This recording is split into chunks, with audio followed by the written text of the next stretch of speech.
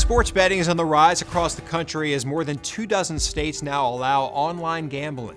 According to a NerdWallet survey, 1 in 5 Americans says they bet on sports in the last year, and the average gambler spent several $1,000s.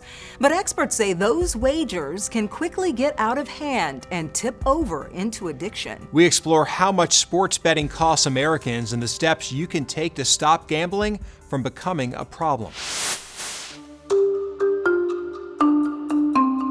It definitely felt out of my control. This longtime Arizona sports bettor asked to have his identity disguised, but he doesn't want to hide what he went through betting on games every week for more than 5 years, losing tens of thousands of dollars.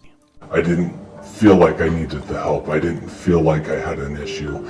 And it took my marriage being on the line to really open my eyes to the need that I had to correct things in my life. He says with all the ads and apps out there, it has become way too easy to place a bet. The amount of marketing and advertising that they do is overwhelming. NerdWallet took a closer look at the explosion in sports betting. Respondents to its survey say they've spent an average of $3,284 on gambling in a 12-month time period. Elizabeth Iola, a personal finance writer at NerdWallet, says the survey also found 65% of participants say they are doing this to make extra money.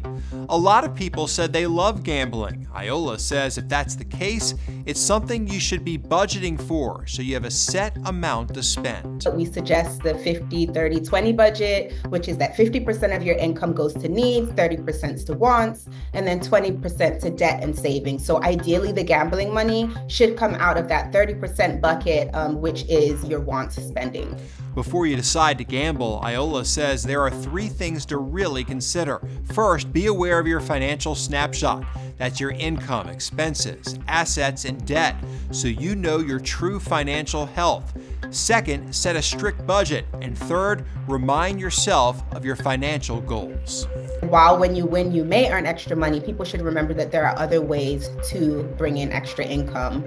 So one of those is considering a side hustle. Addiction specialist Rick Zier says most people won't develop a gambling addiction, but for some, the accessibility of sports betting apps can be an issue. The problem is that if you're a pathological gambler, you no longer control the gambling, it's controlling you. And so while you might put those safeguards in place, you can also, take them out of place. And you can continue to gamble in many other ways. DraftKings Chief Responsible Gaming Officer Lori Kalani says the gambling company is making efforts for people to game more responsibly. I would just analogize that when you get in a car, you don't think you're going to have a car accident, but it's worth the effort of putting that seatbelt on. Kalani said the app also lets users set budgets, time limits, and time reminders while gaming. I hear people say, oh, I don't have a problem gambling, so therefore I don't need to use your responsible gaming tools. And it's actually quite the opposite. The responsible gaming tools are there to just give people the levers and the controls and the setup to keep it responsible. The addiction takes hold. For the former sports betting addict we talked to in Arizona, he's not speaking out to tell people to stop gambling.